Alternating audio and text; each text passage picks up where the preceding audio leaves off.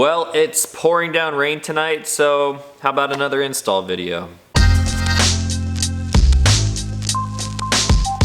What's going on, everybody? Back with another episode of Stuff and Things. Today I'm going to be installing both front and rear tow hooks on my 2018 Subaru Crosstrek. Now when I say tow hooks, I'm not talking about some cheap aluminum Pep Boys AutoZone tow hooks. I have found hands down the highest quality tow hooks I've ever seen in my entire life, and they're coming from a company called Raceseng.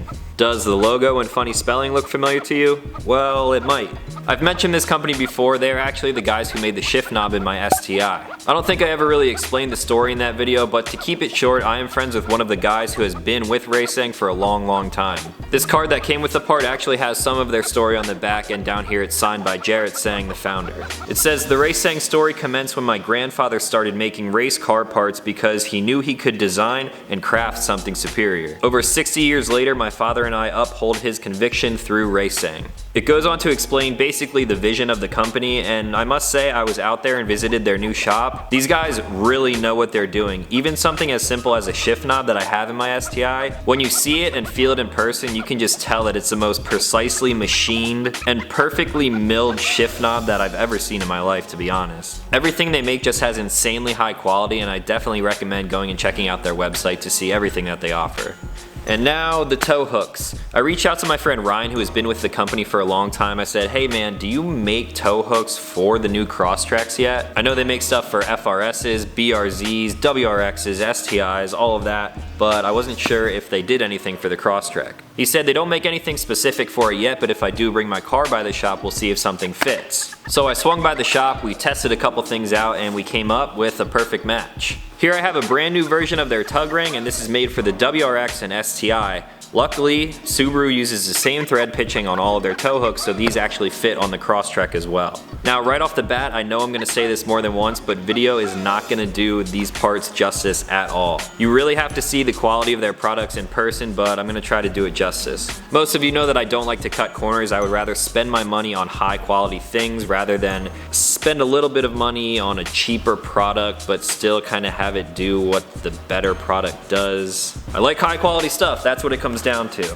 So this is their tow ring. As you can see on this little tag here, you can download an installation guide. I was at their shop. We already test fit all this stuff, so I know how it's going to go together. Another thing that you guys probably know that I like in all the products that I buy, the part you are holding was designed and manufactured by Raceseng with pride in the United States. They do everything here, really not far from where I live, so I will hopefully be out to check out their shop sometime again in the future. The installation on these will be pretty straightforward, so let's get into it. The first thing I'm going to do is install the front tow hook. Basically, I'm going to take a little flathead screwdriver and a cloth to protect the paint. Underneath the tow hook panel here, there's a little notch. I'm going to stick the screwdriver in that notch and just pop this panel off. Now the panel is held in place by this little retention piece right here, but if you reach behind it, you should be able to squeeze it out through the hole.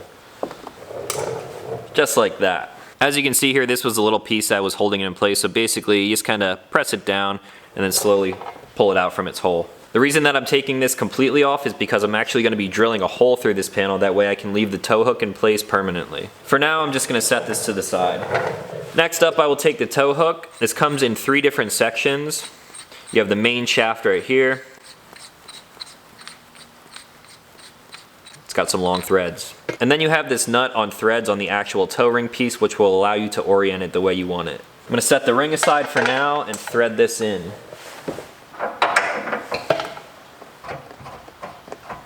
Little 20mm action. Shout out to the metric system. Tighten that down all the way so it's nice and snug. Now instead of just eyeballing where to drill the hole through here, I just came up with a little bit of a trick. I'm going to take a piece of chalk and rub it on the outside of this. It's nice and white, so it should leave a good mark on the inside of the panel when I press it on here. Now I'll press the panel on and actually flex it in there so it touches it.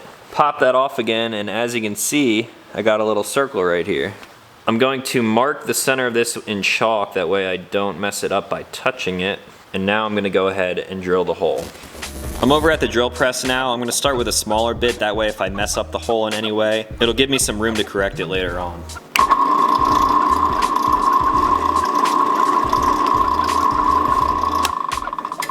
Right through the center there, no problem. Now, do you remember the uni bit from the light bar install video? I'm gonna pop this in here, tighten that down. Now I'll go to work.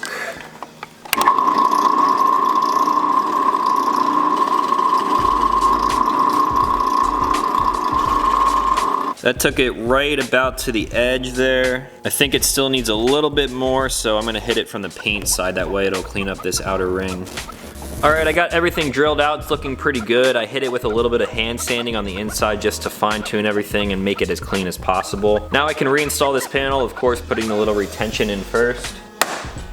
Pops on right like that, giving me access to the threads. Now I'll take the ring with the nut threaded all the way down to the bottom, thread it on like so. I'm gonna thread this all the way in until it stops, which is almost perfect right here, but what I'm actually going to do is back it out just one rotation and then tighten the nut. They also provide this special laser cut tool branded with their logo as well. Pretty cool touch. So this is just an easier way to get access to this nut. Nice and snug. Now you're probably wondering, well, isn't that gonna flop around and like hit the paint and everything? Nope.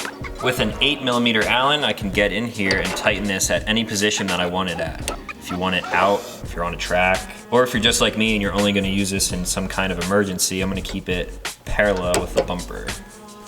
Tighten it down. I'm not gonna go too crazy with it because in the event of an emergency, I wanna be able to kind of force this thing out, but with the resistance that I have it set at now, I don't foresee that bumping into the paint and causing any issues.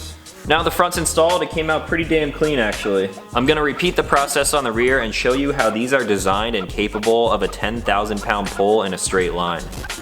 Now while I was out at their shop, I was able to see the prototype that they used for the testing of the 10,000 pound pull. To my surprise, there was really no catastrophic failure. The only thing that happened was this ring got elongated a little bit. Nothing snapped, broke, failed in any way other than that. So that's pulling in a straight line, but what actually makes this safe if you're gonna be pulling on any sort of an angle? Most cheaper tow hooks that you might find may not have a problem pulling straight, but as soon as you put any tension on it, left, right, up or down, this stem part here is what tends to fail. The way the Raceseng tugs are designed is that this will thread right up into the bumper and then it will sit flat up against the metal. So imagine this being threaded all the way in, and then right here at this 90-degree angle is metal on metal. Then when it's in there up against the bumper, if I have to pull on any kind of an angle or if I'm being pulled on any sort of an angle, it's gonna take that force and actually distribute it evenly across the metal inside there. I'm no engineer, but that explanation kind of makes sense, right? I'm gonna get this thing threaded in, cut the hole in the rear panel, and show you guys the final product.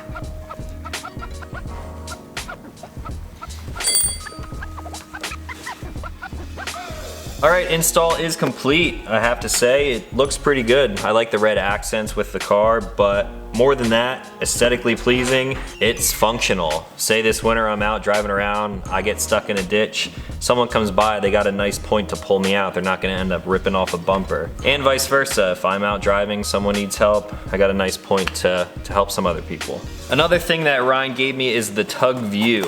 What this is basically two billet aluminum pieces. You have a mount that might look familiar to some of you guys, and then a pin to hold something in place, also might look familiar to you guys. Basically the way this works is that there's a set screw underneath here in the tow hook area. This will slip right over top of here, mount up with another screw. You couple that with the other piece and a GoPro camera, and you'll get some views of whatever's behind you on the track.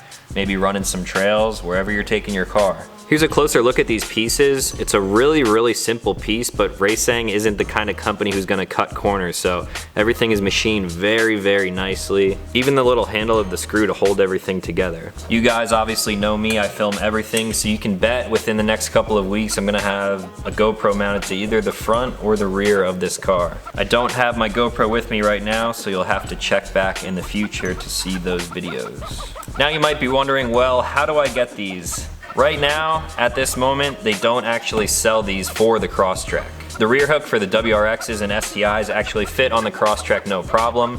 The front, however, did not. What did fit for the front of the Crosstrek is the rear hook on a WRX and STI. So basically, these rings and shafts are both matching. If you drive a Crosstrek and you think that this is something that you would want to put on your car as well, please let me know down in the comments. I have a good relationship with these guys now, so if you want to see this happen, I'm pretty sure I can talk them into doing it. Actually, by the time you're watching this video, maybe they are already making this and it could be up on their website if you're watching it in the future. I'm hoping in the future I'll be able to go out and show you guys a full video of their shop because it is really cool. They have a racing simulator. Everything is super well organized, something that I'm personally a fan of. They have really awesome CNC machines and all sorts of stuff that I have no idea what the hell half of it does. I can show you the wide array of products that they make, and I think it's something that will make for a really cool video. If you want to see that happen, feel free to leave a like on this. If you guys have any questions, don't hesitate to ask me or even shoot them an email. I will leave a link to their website and their emails in the description down below.